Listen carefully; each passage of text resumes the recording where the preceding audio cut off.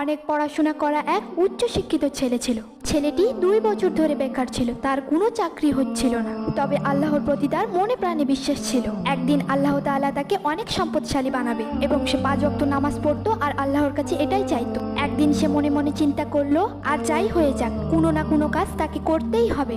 তাই সে কাজ খোঁজার উদ্দেশ্যে বের হলো। অনেক কাজ খোঁজার পর সে একটি কাপড়ের দোকানে কাজও পেয়ে গেল এবং সেই দোকানে সে 5 ওয়াক্ত নামাজের সহিত কাজ করতে লাগলো। সেই কাপড়ের দোকানে সে 2 বছর কাজ করলো। সেই দোকানের মালিক তার কাজ ও সততা দেখে মুগ্ধ হয়ে গেল। একদিন সেই দোকানের মালিক অসুস্থ হয়ে পড়লো। সে সেই যুবককে ডেকে বলল, দেখো বাবা, তোমার কাজ দেখে আমি মুগ্ধ হয়ে গেছি। আমার একটি মেয়ে আছে, এছাড়া আর আমার কোনো সন্তান নেই। আমি তো অসুস্থ, আমার কখন কি হয়ে যায় আমি তো বলতে পারবো না। তাই আমার মেয়ের সঙ্গে আমি তোমার বিয়ে দিতে চাই। কয়েকদিন পর সেই দোকানের মালিকের মেয়ের সঙ্গে ছেলেটির বিয়ে হয়ে যায়। তার শ্বশুরের আর কোনো সন্তান না থাকায় জামাই হিসেবে সে সেই দোকানের মালিক হয়ে যায়।